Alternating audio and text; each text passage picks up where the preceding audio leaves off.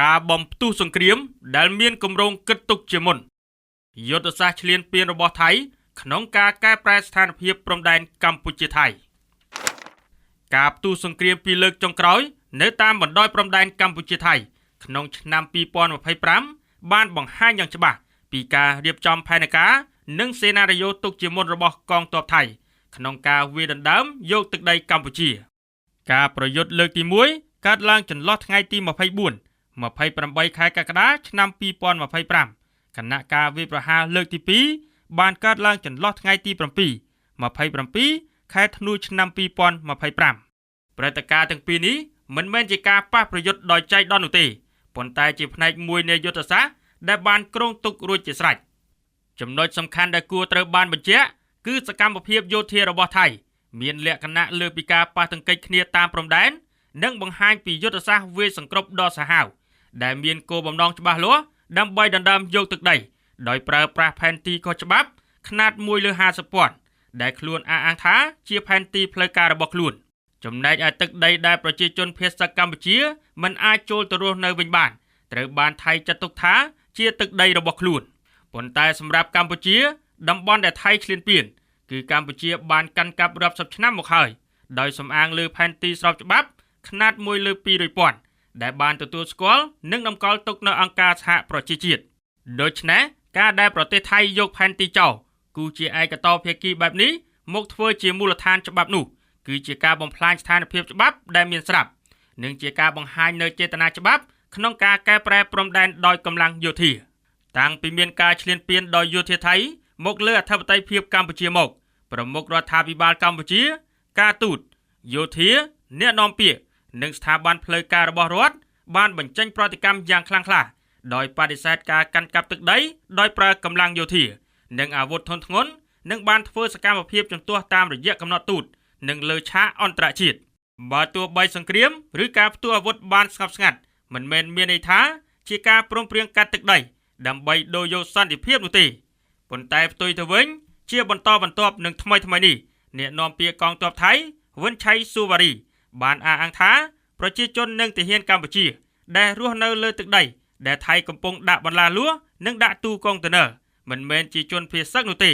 ប៉ុន្តែជាក្រុមដែលបានបំពានលើអធិបតេយ្យភាពរបស់ថៃ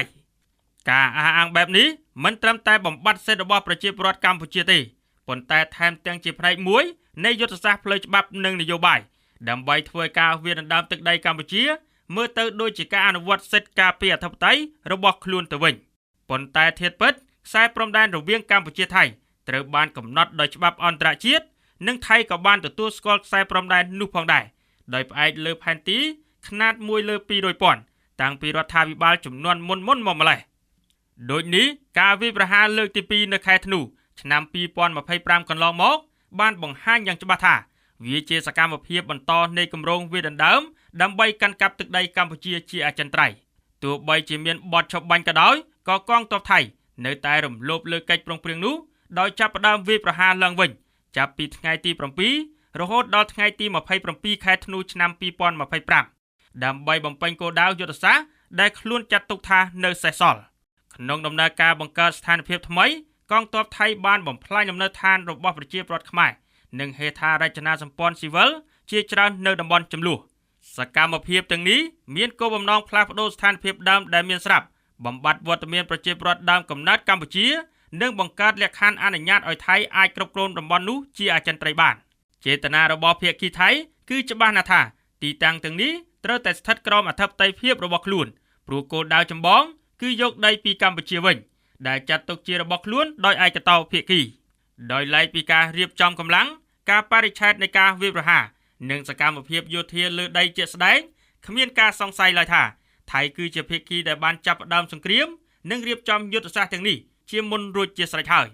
សង្គ្រាមនេះមិនមែនជាការប្រឈមមុខដោយការប៉ះទង្គិចប្រដាប់អាវុធធម្មតានៅតាមបណ្ដោយព្រំដែននោះទេ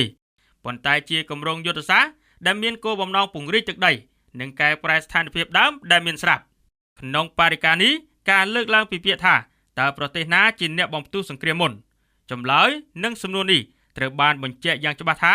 ថៃជាអ្នកឈ្លានពានគឺថៃជាអ្នកបំផ្ទុះសង្គ្រាមឈ្លានពាននេះនិយាយជារួមសង្គ្រាមនៅព្រំដែនកម្ពុជាថៃក្នុងឆ្នាំ2025កន្លងមកនេះ គួរត្រូវបានយល់ឃើញថាជាការប្រើកម្លាំងយោធាដើម្បីបំផ្លាញស្ថានភាពដើមនិងបង្កើតស្ថានភាពថ្មីដោយឯកតោភាគីការយល់ដឹងយ៉ាងច្បាស់លាស់អំពីលក្ខណៈនៃសង្គ្រាមដែលថៃបានរៀបចំគម្រោងទុកជាមុននេះមានសារៈសំខាន់ខ្លាំងណាស់ក្នុងការដែលកម្ពុជាធ្វើការទាមទាររោគយុត្តិធម៌ស្របតាមច្បាប់អន្តរជាតិនិងការបកស្រាយស្ថានភាពឲ្យបានត្រឹមត្រូវចំពោះមុខសហគមន៍អន្តរជាតិដោយពិនវិជ័យអ្នកសិក្សាវិទ្យាសាស្ត្រនយោបាយ